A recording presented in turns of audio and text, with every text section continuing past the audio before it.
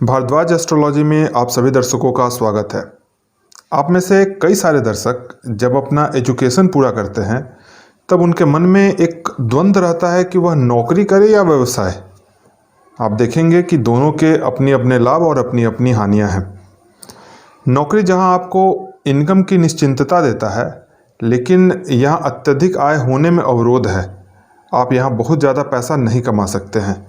इसके विपरीत व्यवसाय में निश्चिंतता नहीं है, लेकिन वहाँ आमदनी के होने का अवरोध भी नहीं है। अर्थात कि वहाँ पैसा कमाने की कोई सीमा नहीं है तथा आप अपनी क्षमता का पूर्ण उपयोग कर सकते हैं। अतः दोनों की अपनी अपनी उपयोगिता है। इस विषय को प्रारंभ करने से पहले मैं आप लोगों को बता दूं कि नौकरी या व्यापार के निर्धारण करने के लिए ज्योतिष शास्त्र में कई सारे नियम दिए गए हैं। ज्योतिष शास्त्र की हर एक पद्धति में अपना एक नियम है, जिसमें से सबसे आसान नियम योगों के द्वारा आजीविका को निर्धारण करना बताया गया है, जिसकी चर्चा हम लोग इस वीडियो में करेंगे। अब आइए हम लोग जानने का प्रयास करते हैं कि आप नौकरी करेंगे या व्यवसाय। व्यक्ति की आजीविका निर्धारण करने के लिए मुख्य रूप से 4 बातों का ध्यान रखना पड़ता है। पहला भाव, दूसरा भावेश अर्थात भाव का स्वामी, तीसरा कारक और चौथा दृष्टि डालने वाले ग्रह, भाव पर दृष्टि डालने वाले ग्रह। कुंडली में मुख्य रूप से इन 4 पॉइंट पर ध्यान देकर के आप यह जान सकते हैं कि व्यक्ति की आजीविका का माध्यम जॉब होगा या बिजनेस। व्यापार करने के लिए या नौकरी करने के लिए जन्म कुंडली के कुल 12 भाव में से कुछ विशेष भाव का आपस में संबंध होना आवश्यक होता है। जन्म कुंडली के कुछ विशेष स्थानों के आपसी संबंध के आधार पर ही यह पता चलता है कि व्यक्ति नौकरी करेगा या व्यवसाय करेगा। उसी विशेष संबंधों की चर्चा हम लोग इस कार्यक्रम में करेंगे। यदि व्यापार करने वाले स्थानों के संबंध ग्रहों के साथ ज़्यादा बन रहे हैं तो व्यक्ति व्यापार करेगा, और यदि नौकरी करने वाले स्थानों के संबंध ग्रहों के साथ ज़्यादा बन रहे हैं तो व्यक्ति नौकरी करेगा। पराशर ज्योतिष के अंतर्गत इन्हीं 2 मुख्य बातों पर विशेष ध्यान दिया जाता है, यह निकालने के लिए कि व्यक्ति नौकरी करेगा या व्यवसाय।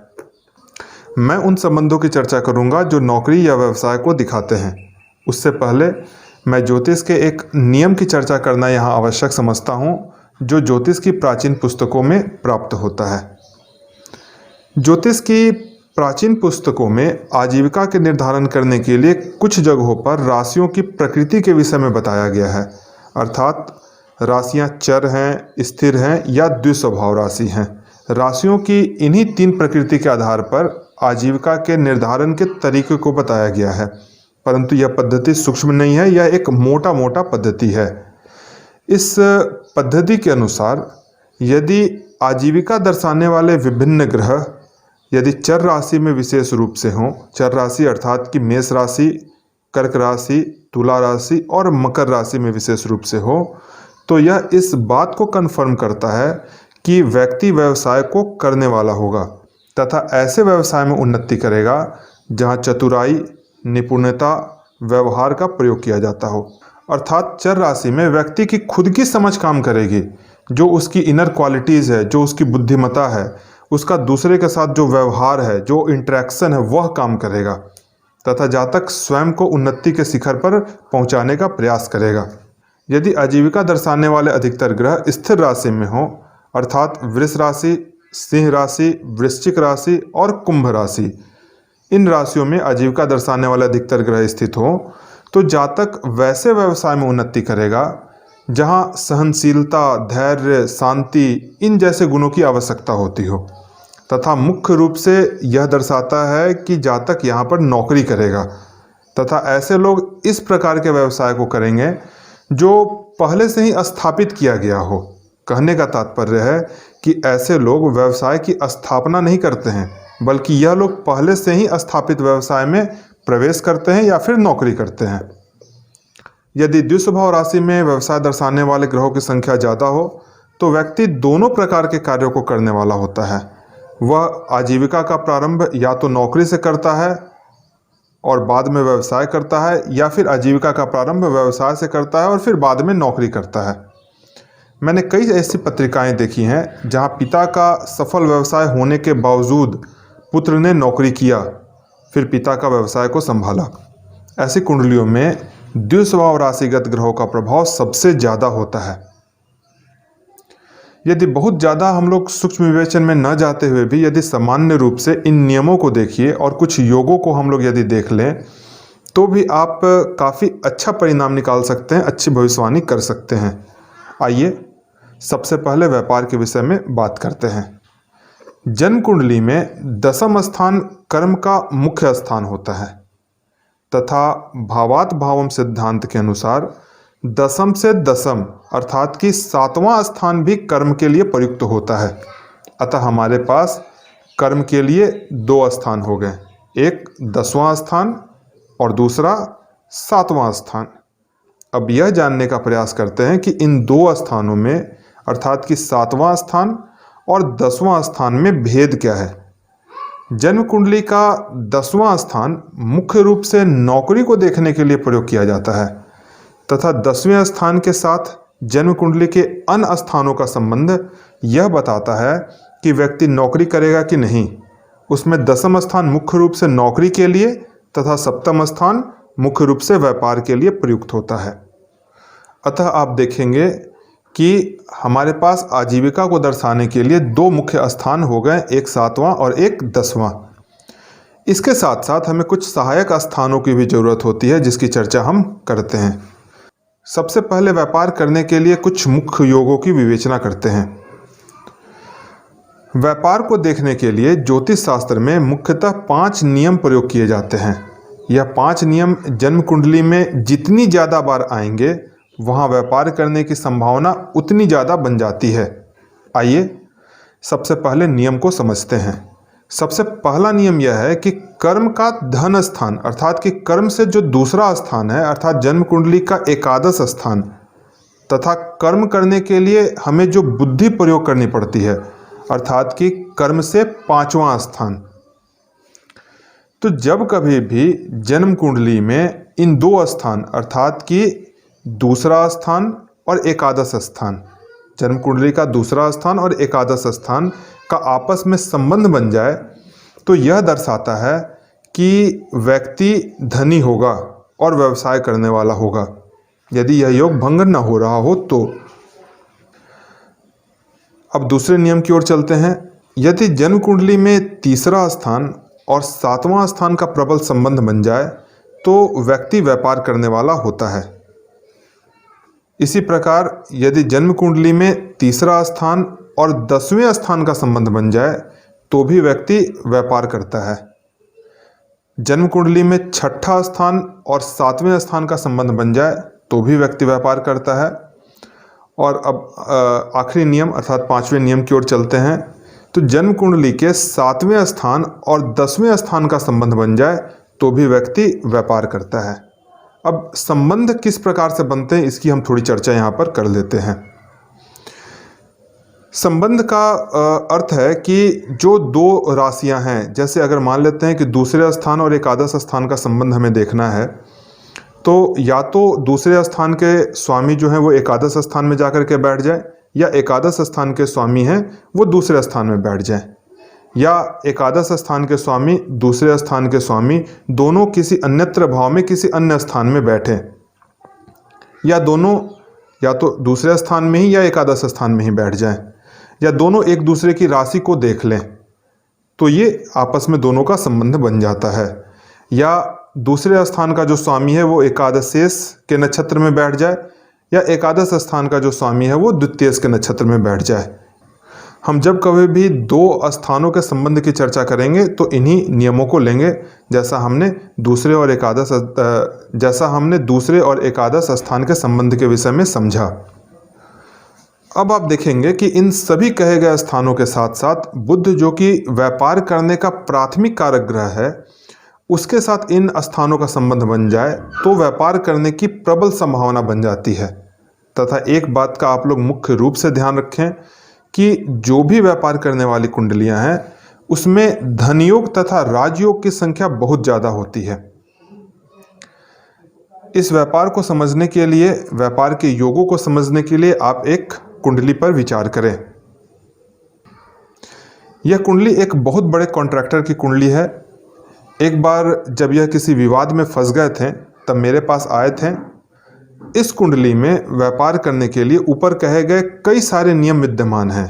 जैसे तीसरे स्थान के स्वामी मंगल दसम स्थान में अपने घर का होकर के बैठे हुए हैं, अर्थात कि तीसरा स्थान और 10वें स्थान का आपस में संबंध बन गया, जैसा कि हमारा नियम 3 कहता है। इसके साथ साथ सप्तम स्थान के स्वामी जन्म कुंडली के 10वें स्थान में दशमेश के साथ स्थित हैं, जैसा कि हमारा नियम 5 कहता है, जो कि व्यापार करने के नियम को परिपूर्ण करता है। इसके साथ साथ आप देखेंगे कि 10वें स्थान में सूर्य के बैठे हुए होने के कारण इन्होंने कई बार गवर्नमेंट के टेंडर को लेकर के भी काम किया। तथा तीसरा और आखिरी नियम कि 9वें स्थान में शुक्र स्वग्रही होकर के बुध के साथ बैठे हुए हैं तथा बुध के साथ बैठ करके ये तीसरे स्थान को देखते हैं, अर्थात कि दृष्टि के द्वारा तीसरा स्थान और बुध का संबंध बन जाता है।